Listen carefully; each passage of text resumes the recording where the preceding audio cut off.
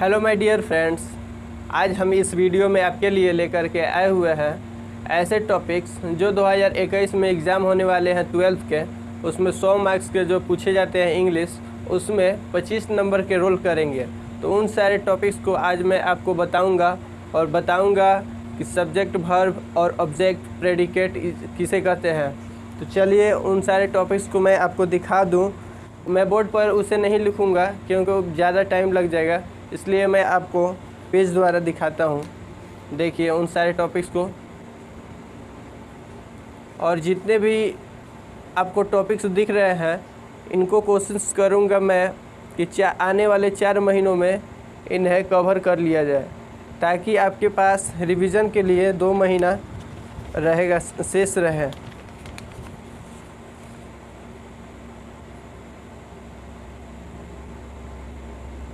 तो आज का हमारा फर्स्ट टॉपिक होगा सब्जेक्ट, वर्ब, ऑब्जेक्ट और प्रेडिकेट। टॉपिक को शुरू करते हैं। हमारा फर्स्ट टॉपिक है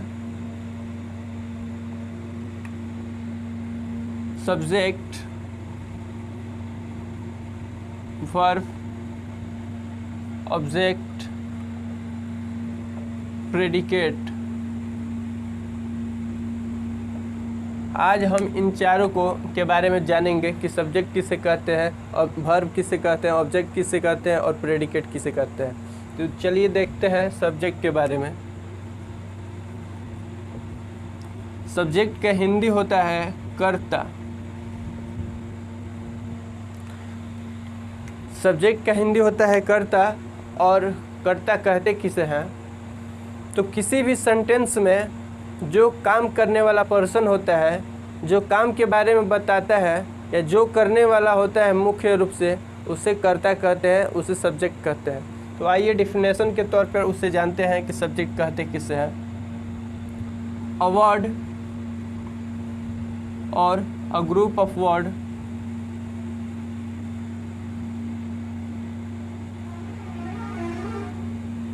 denoting a person or thing about which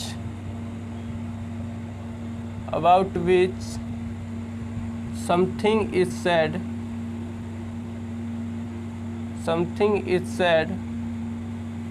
are called the subject of sentence. Subject of sentence। तो अ वर्ड और अ ग्रुप ऑफ वर्ड्स, एक शब्द या शब्दों के समूह, डेनोटिंग दर्शाता है, अ पर्सन और थिंग व्यक्ति या वस्तु को, अबाउट विच जिसके बारे में, समथिंग इज सेड कुछ कहा जाता है, आर कॉल्ड उन्हें कहा जाता है, द सब्जेक्ट ऑफ सेंटेंस वाक्य का कर्ता। अर्थात अगर आप हिंदी में इसका डिफिनेशन लिखना चाहते हैं तो आप लिख सकते हैं कि व्यक्ति या वस्तु के बारे में बताने वाले शब्द या शब्दों के समूह जिसके बारे में कुछ कहा जाता है, उसे वाक्य का कर्ता कहते हैं। फिर से एक बार सुनिए। व्यक्ति या वस्तु के बारे में निरूपित करने वाले शब्द या शब्दों के समूह जिसके बारे में कुछ कहा जाता है, उसे वाक्य का कर्ता कहते हैं। वाक्य का कर्ता को पहचानने के लिए हम 2 तरीकों को जानेंगे। फर्स्ट तरीका है हमारा कि क्या, और दूसरा है कौन। व्हाट और हु, इन दोनों चीज़ों से हम जानेंगे कि वाक्य में कर्ता कहाँ होता है, कौन कर्ता होता है, कौन काम को करने वाला होता है। तो फर्स्ट एग्जांपल लेंगे हम क्या के बारे में, और क्या से हम समझेंगे कि वाक्य में कर्ता कौन होता है। तो एग्जांपल है, बिहार में बाढ़ बढ़ गई है। बिहार में बाढ़ बढ़ गई है।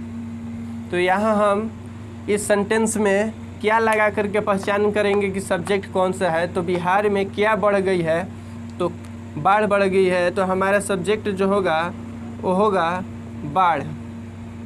आप समझ रहे होंगे कि कैसे सब्जेक्ट की पहचान करनी है। सेकेंड एग्जाम्पल लेंगे, घरों में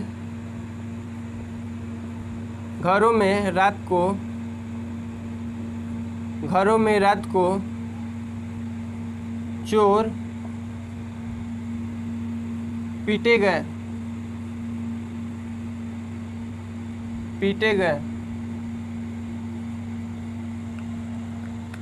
घरों में रात को क्या पीटे गए? तो चोर पीटे गए। तो हमारा जो सब्जेक्ट होगा वो चोर होगा।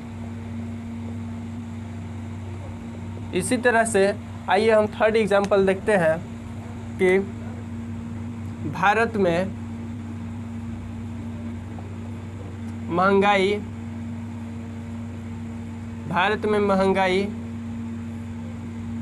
बढ़ती जा रही है।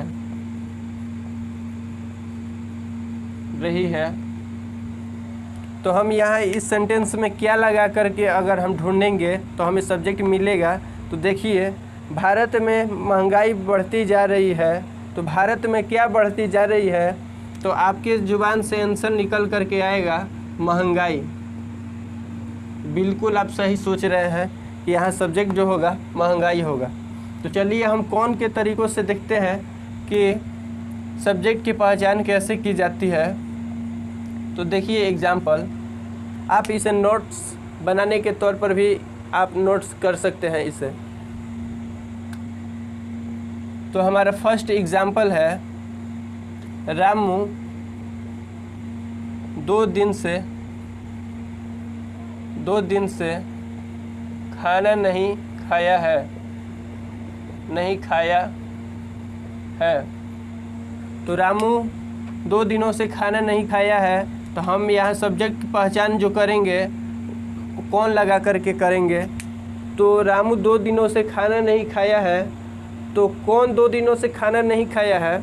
तो यहाँ आंसर निकल करके आ रहा है हमारा कि रामू। तो यहाँ जो सब्जेक्ट होगा वो रामू होगा।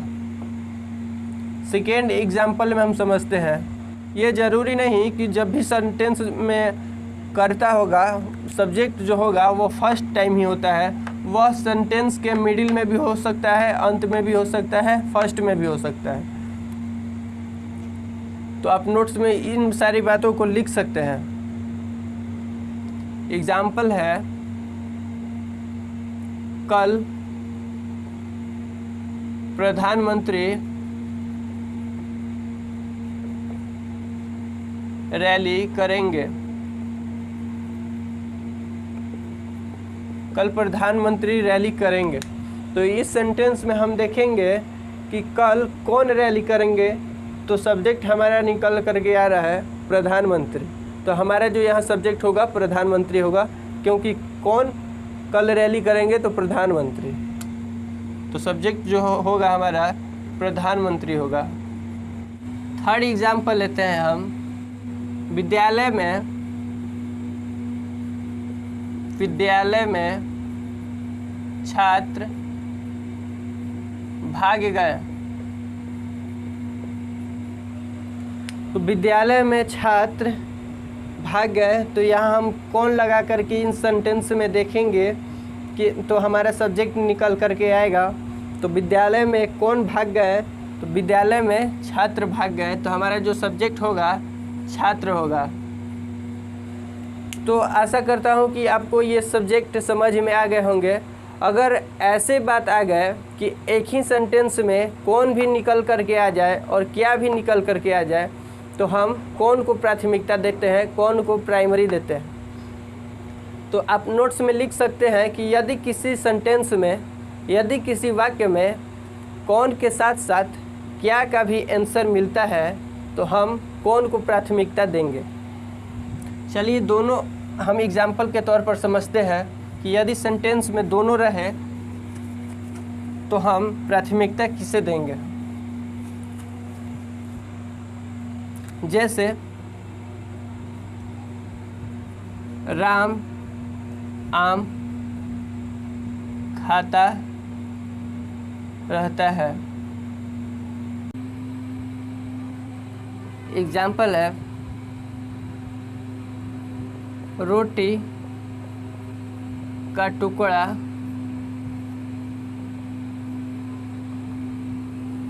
कुत्ते को पसंद है।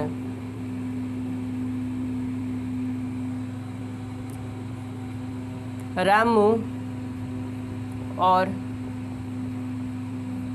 उसके फ्रेंड, उसके दोस्त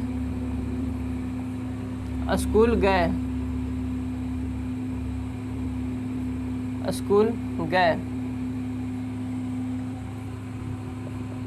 बिल्ली रोटी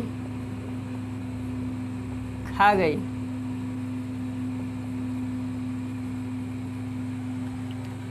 तो राम आम खाता रहता है, तो इसमें यदि हम कौन का क्वेश्चन लगा करके सब्जेक्ट निकालेंगे तो हमारा होगा राम, कौन के स्थान पर। तो कौन के रूप में जब हम सब्जेक्ट देखेंगे तो हमारा होगा राम।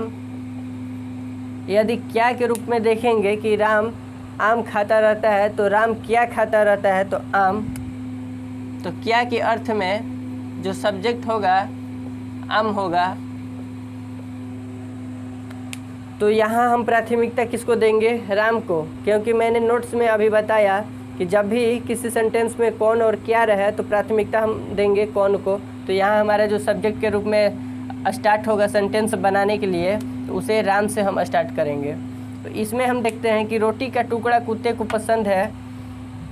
रोटी का टुकड़ा कुत्ते को पसंद है, तो रोटी का टुकड़ा किसे पसंद है? तो कुत्ते को। तो क्या पसंद है? तो रोटी का टुकड़ा। तो हमें किसे निकल कर के आ रहा है? तो हमारा जो सब्जेक्ट होगा कौन के रूप में, कुत्ते नहीं होगा, क्योंकि ये सूटेबल नहीं हो रहा है। देखिए, रोटी का टुकड़ा कुत्ते को पसंद है, रोटी का टुकड़ा किसे पसंद है, कौन को पसंद है, ये सूट नहीं कर रहा है। तो देखेंगे कि इसमें सब्जेक्ट कौन होगा। तो क्या कुत्ते को पसंद है, ये मैच कर जा रहा है। क्या कुत्ते को पसंद है? तो रोटी का टुकड़ा। तो यहाँ हमारा जो सब्जेक्ट होगा रोटी का टुकड़ा होगा। जो सब्जेक्ट होगा रोटी का टुकड़ा, ये सब्जेक्ट होगा। रामू और उसके दोस्त स्कूल गए। अब यहाँ हम कौन के रूप में जब देखेंगे तो कौन स्कूल गए, तो रामू और उसके दोस्त जो सब्जेक्ट के रूप में होगा यहाँ हमारा रामू और उसके दोस्त।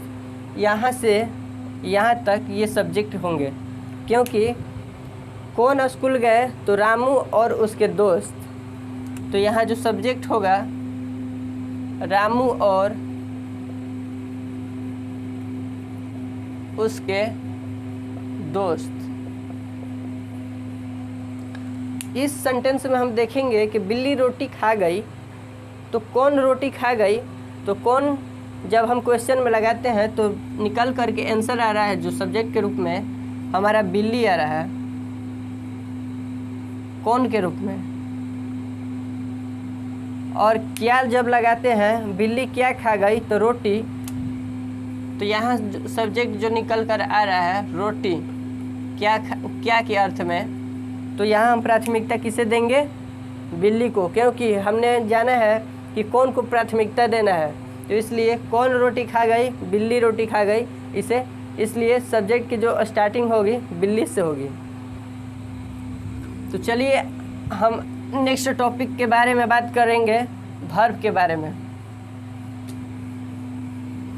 आइए हम जानते हैं कि वर्ब किसे कहते हैं। आशा करता हूँ कि आपको ये सब्जेक्ट अच्छी तरह से समझ में आ गई होगी कि कार्य को करने वाला जो होता है उसे सब्जेक्ट कहते हैं। मेनली मतलब हम जान सकते हैं कि जो भी कार्य को करने वाला है उसे सब्जेक्ट कहते हैं। आइए अब वर्ब के बारे में जानते हैं। वर्ब का हिंदी कर्ता होता है, यानी कि वर्ब का हिंदी क्रिया होता है। यानी कि कोई भी सेंटेंस में, कोई भी मैटर में, कोई भी बात में जो भी काम हो रहा होता है उसे क्रिया कहते हैं, उसे वर्ब कहते हैं। तो डेफिनेशन के तौर पर हम समझेंगे कि verb is a word that says something about, किसके बारे में? सब्जेक्ट के बारे में। वर्ब एक शब्द है जो कहता है या जो बताता है समथिंग अबाउट सब्जेक्ट, सब्जेक्ट के बारे में कुछ कहता है। तो वर्ब क्या है? वर्ब एक शब्द है जो कर्ता के बारे में कुछ बताता है, कुछ कहता है, उसे क्रिया कहते हैं, उसे वर्ब कहते हैं। तो आइए एग्जाम्पल के रूप में हम देखते हैं। राम आम खा रहा है। तो आप तो समझ गए होंगे कि इसमें सब्जेक्ट कौन है। तो सब्जेक्ट जो है ये राम है, क्योंकि कौन आम खा रहा है, तो राम आम खा रहा है। और यहाँ काम क्या चीज़ का हो रहा है, क्या किया जा रहा है, तो खाया जा रहा है।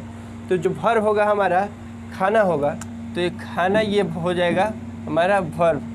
तो आइए हम वर्ब के टाइप्स के बारे में जानते हैं। वर्ब ऐसे तो मेनली दो प्रकार के होते हैं। कौन कौन? एक्सुलरी वर्ब, जिसे आप हेल्पिंग वर्ब भी कह सकते हैं। मेन वर्ब, जिसे आप प्रिंसिपल वर्ब भी कह सकते हैं। देखिए auxiliary verb,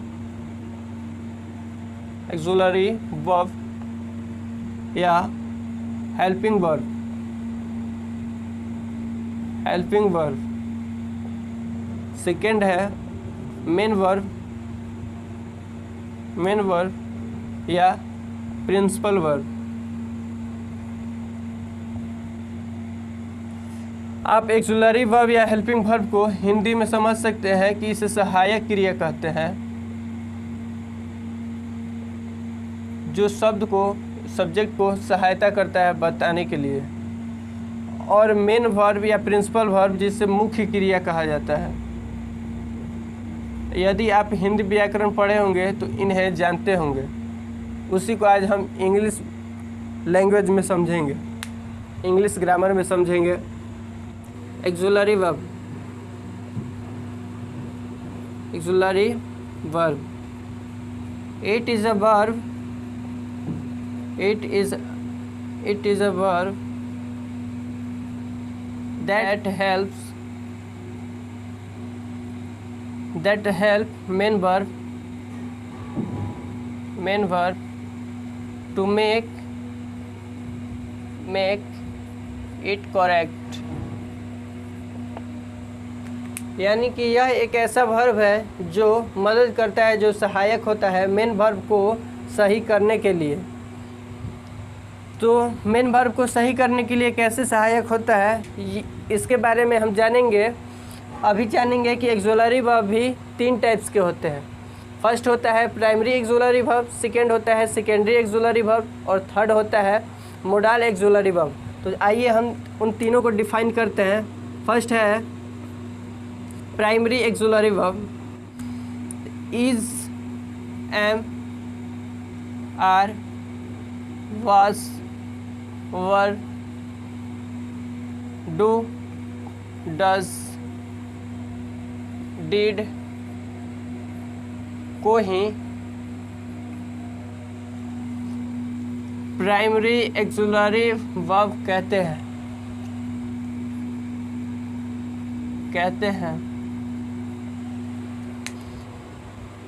primary auxiliary verb किसे कहते हैं? तो is, am, are, was, were, do, does, did को ही प्राइमरी एक्सुलरी वर्ब कहते हैं।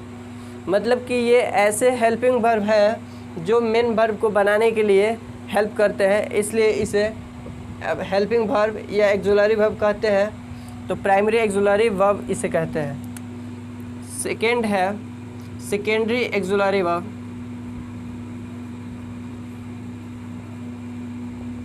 ये सारे बेसिक नॉलेज ग्रामर को पढ़ने के लिए बहुत ही इम्पोर्टेंट होते हैं, इसलिए मैंने आपको सोचा कि बेसिक से स्टार्ट करूं। Is, am, are, was, were, do, does, did को प्राइमरी एक्सुलरी वर्ब कहते हैं। अब सेकेंडरी एक्सुलरी वर्ब तो हैज़, हैव, होल्ड को सेकेंडरी एक्सुलरी वर्ब कहते हैं।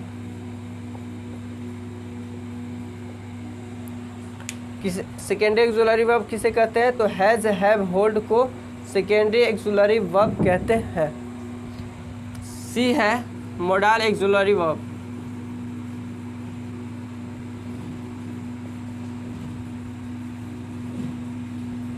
मोडाल एक्सुलरी वर्ब जो होते हैं can, could, may, might, shall, sorry should, would, used to, must, will, shall, ought, need, dare को मोडाल एक्सुलरी वर्ब कहते हैं।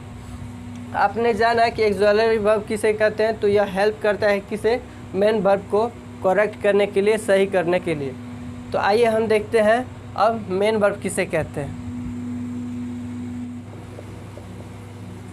आप नोट में लिख सकते हैं कि मेन वर्ब वैसे क्रिया, वैसा वर्ब जिसके अंत में ना हो, जैसे खाना, पीना, रहना, सोना, दौड़ना, कूदना, मारना, पीटना, पटकना आदि के लास्ट में अगर ना आए तो उसे मेन वर्ब कहते हैं।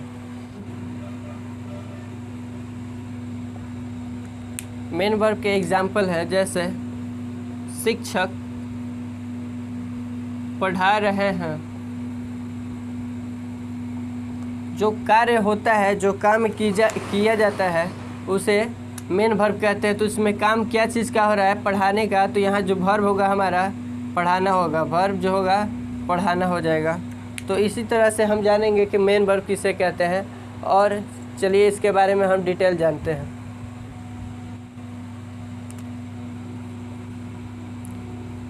फॉर्म ऑफ वर्ब, क्रिया का रूप, जिसे हिंदी में कहते हैं हम क्रिया का रूप, फॉर्म ऑफ वर्ब। आइए हम इसको समझते हैं किसे कहते हैं। यदि कोई भी क्रिया को टेंस या वॉइस के अनुसार उसे बदला जाता है, उसे नया रूप दिया जाता है बदल करके, उसे फॉर्म ऑफ वर्ब कहते हैं, क्रिया का रूप कहते हैं। जैसे अगर काम पढ़ाना, पढ़ाना क्या है, काम है, अगर इसे बदल दिया जाए पढ़ा रहा है, पढ़ाता है, पढ़ाएगा, पढ़ाएगा आदि जो है ये फॉर्म ऑफ वर्ब कहलाते हैं।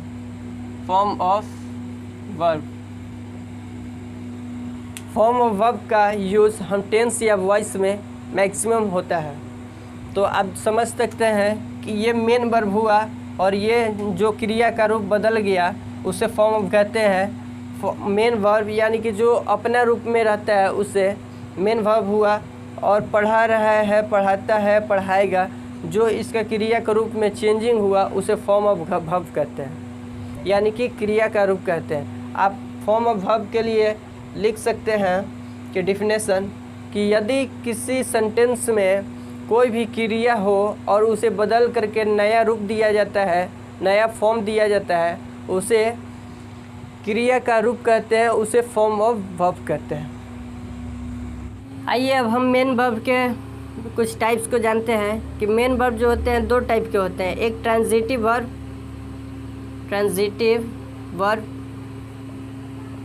और इंट्रांजिटिव वर्ब।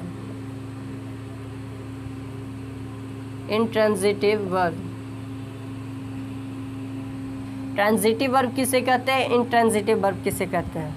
तो आइए समझते हैं कि ट्रांजिटिव वर्ब किसे कहते हैं। तो ये ऐसा वर्ब है, मेन वर्ब है, जो किसी ऑब्जेक्ट के बाद आता है, यानी कि अपने से पहले किसी ऑब्जेक्ट को रखने वाला ट्रांजिटिव वर्ब कहलाता है। और इंट्रांजिटिव वर्ब ऐसा मेन वर्ब जो किसी बिना ऑब्जेक्ट के बिना आता है, यानी कि अपने साथ किसी ऑब्जेक्ट को नहीं रखता है। आइए एग्जाम्पल देखते हैं ट्रांजिटिव वर्ब के। जैसे रामेश्वर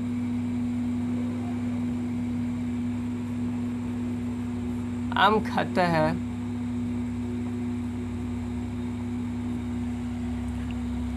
तो मेन वर्ब क्या हुआ, खाना हुआ, लेकिन इसके पहले आया है ऑब्जेक्ट।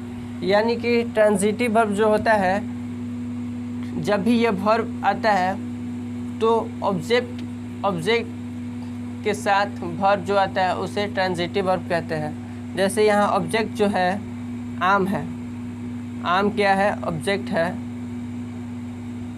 और खाना क्या है, वर्ब है। हम नेक्स्ट टॉपिक पर बात करने वाले हैं ऑब्जेक्ट के बारे में ही, लेकिन आप जान जाइए कि मेनली ऑब्जेक्ट की पहचान किसको से की जाती है। रामेश्वर किसको खाता है, तो आम को खाता है, तो आम हुआ। अब देखेंगे हम इंट्रांजिटिव वर्ब जो बिना किसी ऑब्जेक्ट के आते हैं, जैसे सोना, हंसना, तैरना। तो यदि हम किसको प्लस किसको यानी कि ऑब्जेक्ट यानी कि किसको प्लस वर्ब करें, जैसे कि किसको हंसा, मैंने वर्ब लिया हंसा, LAUGH, लाफ। किसको हंसा तो यहाँ कोई अर्थ निकल करके नहीं आता है। जैसे कि किसको हंसा तो कोई अर्थ निकल करके नहीं आ रहा है, ये मीनिंगलेस हुआ, तो आंसर फाउंड नहीं किया जा रहा है। तो इसलिए यह क्या हुआ, इंट्रांजिटिव वर्ब। कौन, लाफ, क्योंकि लाफ जब भी आएगा ऑब्जेक्ट के साथ नहीं आता है। किसको हंसा कोई अर्थ इसका नहीं निकल रहा है, इसलिए ये इंट्रांजिटिव वर्ब कहलाएगा, क्योंकि यह मीनिंगलेस है, यह मीनिंगलेस, इसका कोई अर्थ निकल करके नहीं आ रहा है। हमने देखा वर्ब के बारे में, अब हम ऑब्जेक्ट के बारे में जानते हैं। ऑब्जेक्ट किसे कहते हैं, तो इट इज़ अ वर्ड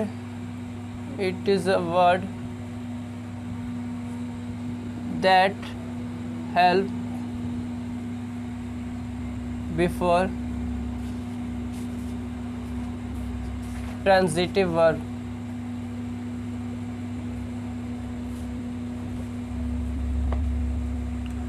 यह एक शब्द है जो मदद करता है ट्रांजिटिव वर्ब के पहले, यानी कि ट्रांजिटिव वर्ब को कंप्लीट करने के लिए जो वर्ड कार्य करता है उसे ऑब्जेक्ट कहते हैं। आपने देखा कि अभी ट्रांजिटिव वर्ब के पहले ऑब्जेक्ट लग रहा था, उसी को हम ऑब्जेक्ट कहते हैं।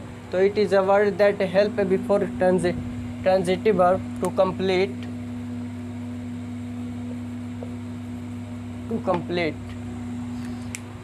यह एक शब्द है जो मदद करता है ट्रांजिटिव वर्ब के पहले उसे कंप्लीट करने के लिए, उसे ऑब्जेक्ट कहते हैं।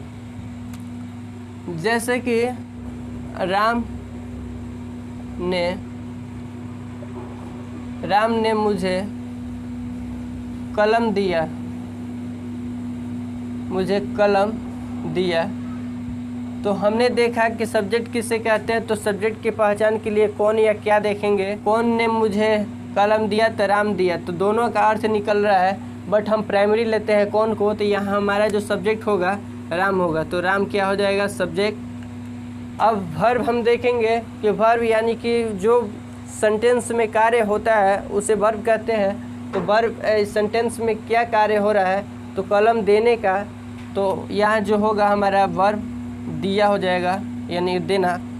और ऑब्जेक्ट क्या होगा कि राम ने मुझे कलम दिया, तो राम ने किसको कलम दिया, तो मुझे कलम दिया, तो यहाँ जो ऑब्जेक्ट होगा मुझे होगा।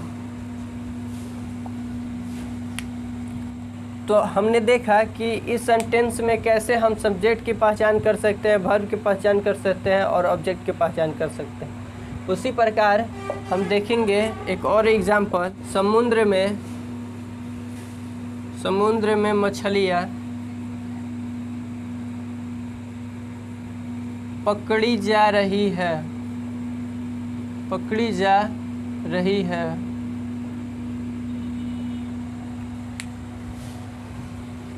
तो यहाँ हम सब्जेक्ट की पहचान के लिए कौन से ढूंढेंगे कि समुद्र में मछलियाँ पकड़ी जा रही है, तो कौन पकड़ी जा रही है, तो मछलियाँ, या क्या पकड़ी जा रही है, तो मछलियाँ।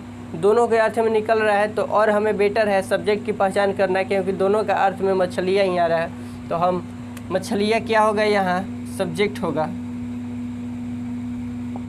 इस सेंटेंस में क्या काम हो रहा है, तो पकड़ने का, तो हमारा जो वर्ब होगा पकड़ना हो जाएगा, यानी पकड़ी जा रही है। अब हम ऑब्जेक्ट की पहचान करेंगे, तो ऑब्जेक्ट की पहचान हमने जाना कि किसको से की जाती है। तो यहाँ आप नोट्स में लिख सकते हैं इसकी पहचान, कि ऑब्जेक्ट की पहचान किसको से की जाती है, किसको से। के टाइप के बारे में समझते हैं कि ऑब्जेक्ट दो प्रकार के होते हैं, यानी कि it has two type. It has two types. First direct object, first direct object and second indirect object. Direct object कहने का मतलब है, लिखेंगे कि when a thing is given to anyone or a matter is said to anybody, then this matter or this thing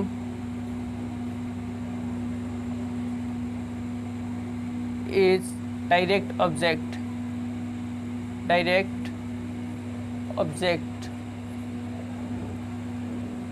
अर्थात कि जब एक वस्तु को दिया जाता है, किसी को दिया जाता है, या एक बात को किसी से कहा जाता है, तब उस मैटर या वस्तु को डायरेक्ट ऑब्जेक्ट कहते हैं।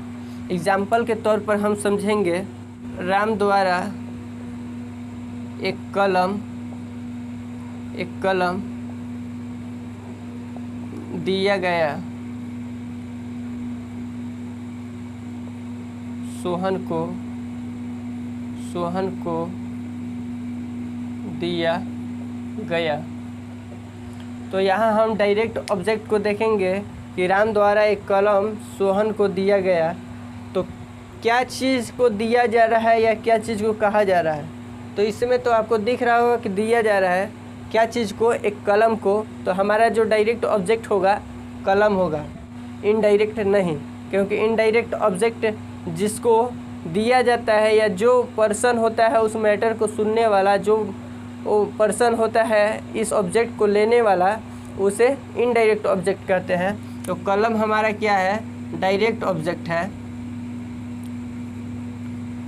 है। एक और एग्जांपल देखेंगे, सोहन रामू को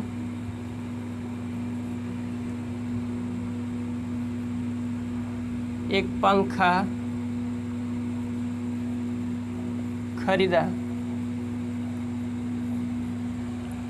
सोहन रामू को एक पंखा खरीदा, तो इसमें क्या खरीदा जा रहा है? पंखा को खरीदा जा रहा है। तो सोहन रामू को एक पंखा खरीदा या सोहन रामू को एक पंखा दिया, तो किसको दिया जा रहा है? तो पंखा को। तो पंखा हमारा जो होगा डायरेक्ट ऑब्जेक्ट होगा। और किसको दिया जा रहा है? तो रामू को। तो रामू क्या होगा? इनडायरेक्ट ऑब्जेक्ट होगा। तो इनडायरेक्ट ऑब्जेक्ट का डिफिनेशन लिखने के लिए देखिए,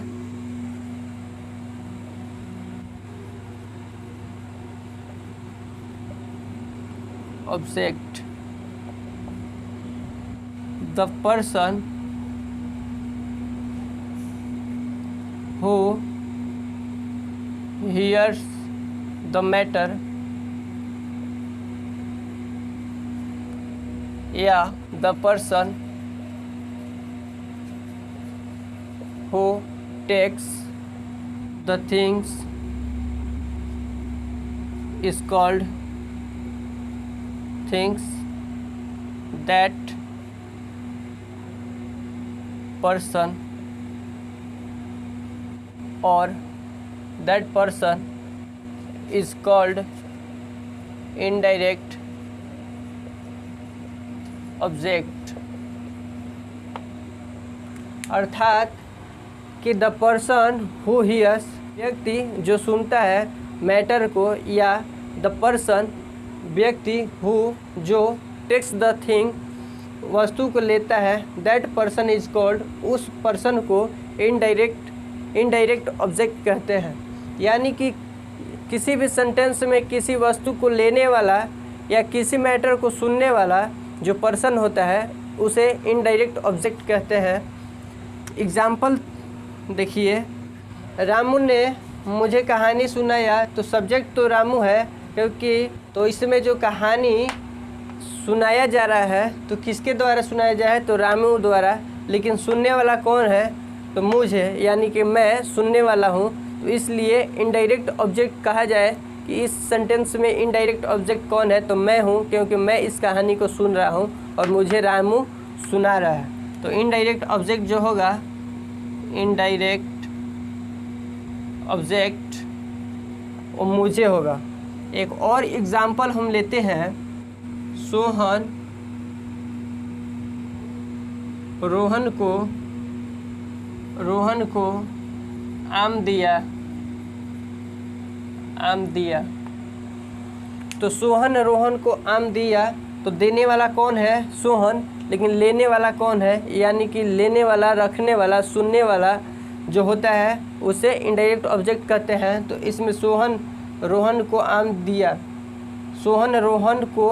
दिया, तो इसमें आम को लेने वाला कौन है, रोहन है। तो रोहन क्या होगा, इनडायरेक्ट ऑब्जेक्ट होगा, रोहन इनडायरेक्ट ऑब्जेक्ट होगा।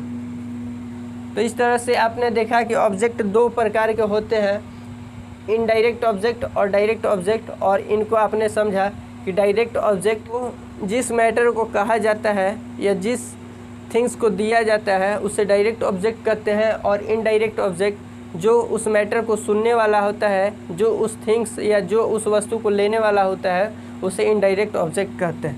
तो अब हमारा नेक्स्ट टॉपिक जो है प्रेडिकेट है। तो आइए हम प्रेडिकेट के बारे में समझते हैं। प्रेडिकेट होता क्या है, प्रेडिकेट कहते किसे हैं। तो predicate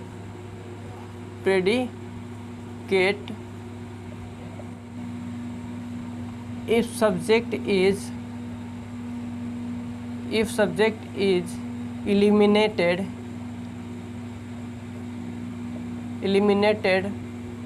from any sentence,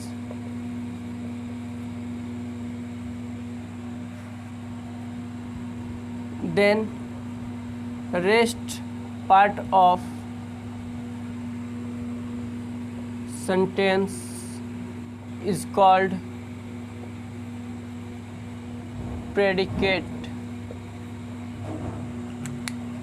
If subject is eliminated from any sentence, यदि सब्जेक्ट को, कर्ता को किसी भी सेंटेंस, किसी भी वाक्य से मिटा दिया जाता है, एलिमिनेट किया जाता है, देन तब रेस्ट पार्ट ऑफ सेंटेंस, यानी कि वाक्य का बचने वाला पार्ट होता है, उसको प्रेडिकेट कहते हैं।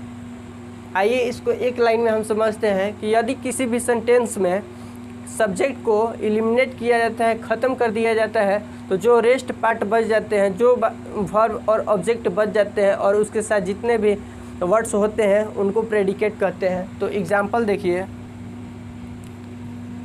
राम आम क्यों खाया। तो यहाँ हमारा जो है सब्जेक्ट, कौन आम क्यों खाया, तो राम आम क्यों खाया। तो राम हुआ सब्जेक्ट, बाकी के रेस्ट पार्ट जो हुए ये प्रेडिकेट कहलाते हैं, प्रेडिकेट। तो हमसे अगर आपसे कोई पूछे कि प्रेडिकेट किसे कहते हैं, किसी वाक्य में सब्जेक्ट को छोड़ करके बाकी सारे वाक्य के जो पार्ट होते हैं उसको प्रेडिकेट कहते हैं। तो प्रेडिकेट में कोई ऐसी बात नहीं थी, तो आप समझ चुके होंगे कि प्रेडिकेट किसे कहते हैं। इस वीडियो में आपने जाना टॉपिक फर्स्ट में कि सब्जेक्ट किसे कहते हैं, वर्ब किसे कहते हैं, ऑब्जेक्ट किसे कहते हैं और प्रेडिकेट किसे कहते हैं। ये सब्जेक्ट किसे कहते हैं, तो आज हमने पढ़ा सब्जेक्ट कि किसी भी वाक्य में जो कर्ता होता है, जो उस काम को करने वाला होता है, उसे सब्जेक्ट कहते हैं। मेनली यही बात थी। और वर्ब यानी कि कोई भी सेंटेंस, कोई भी बातों में, कोई भी मैटर में जो कार्य होता है, जो कार्य किया जाता है, जो कार्य हो रहा है, यानी कि टेंस के किसी भी रूप में हो, उससे फ़र्क नहीं पड़ता है। यानी जो कार्य हो रहा है उसे वर्ब कहते हैं। ऑब्जेक्ट के बारे में हमने पढ़ा कि ऑब्जेक्ट क्या होता है, ये कार्य में किसको से इंडिकेट किया जाता है, किसको से पहचान किया जाता है, उसे ऑब्जेक्ट कहते हैं। और प्रेडिकेट किसे कहते हैं, तो सब्जेक्ट को छोड़ करके बाकी सारे हिस्से जो बचते हैं उसे प्रेडिकेट कहते हैं। तो वीडियो को यहीं तक आज के लिए अंत करते हैं और हम नेक्स्ट टॉपिक में पढ़ेंगे possessive adjective and possessive pronoun. ये हमारा 12th का जो इंग्लिश बैच है उसका पार्ट 1 था। 12th का जो इंग्लिश बैच है ये उसका पार्ट 1 था और पार्ट 2 हम कल देखेंगे, जिसमें हम पढ़ेंगे कि possessive adjective and possessive pronoun. तब तक के लिए bye bye, take care, see you in the next lesson.